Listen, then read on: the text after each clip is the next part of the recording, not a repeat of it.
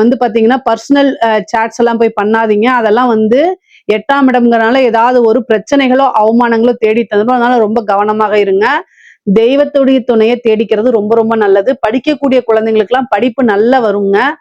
ஏன் அப்படின்னா 2ஆம் இடம்ங்கிறதே வாக்கு ஸ்தானம் தான், கல்வி ஸ்தானம் தான். அதனால படிக்கக்கூடிய குழந்தைங்களுக்கு படிப்புல நல்ல ஆர்வம், நல்ல ஞாபக திறனு, நல்ல மதிப்பெண்கள் எடுத்து தேர்ச்சி பெறக்கூடிய அமைப்புகள்லாம் இந்த வருடம் உங்களுக்கு இருக்கு.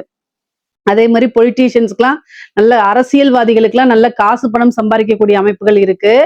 பொதுவாவே வந்து இந்த வருடம் குருபலம் இருக்கா திருமணத்துக்கு அப்படின்னா 8ஆம் இடத்தை தான் பாக்குது. அதனால 2ஆம் இடம்ங்கிறது குடும்பஸ்தானம். அதனால 50% தான் குருபலம் இருக்கு திருமணத்துக்கு. ஆனா உங்களோட ஜாதக ரீதியா குரு 7ஆம் அதிபதியோடைய திசாவோ புத்தியோ நடக்கும் பட்சத்தில் குருவும் 2ஆம் இடத்துல இருக்கிறனாலையும் நீங்க என்ன செய்யலாம் அப்படின்னா திருமணத்துக்கு தாராளமா போய்க்கலாம்.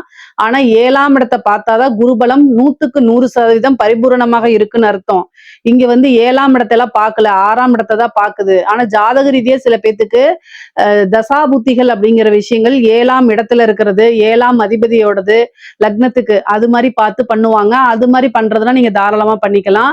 பொதுவா 10ஆம் இடத்தை பார்க்கறதுனால இந்த வருடம் எதுக்கு அதிகமா சப்போர்ட் பண்றதுன்னா தொழிலு, உத்தியோகம், வருமானம் இந்த 3 விஷயங்களுக்கு தான் குரு அதிகமா சப்போர்ட் பண்றாரு.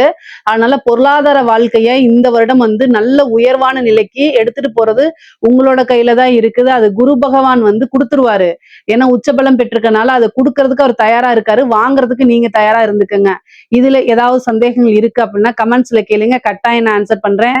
நம்மளுடைய சேனலை லைக் பண்ணுங்க, ஷேர் பண்ணுங்க, சப்ஸ்கிரைப் பண்ணுங்க. நன்றி, வணக்கம்.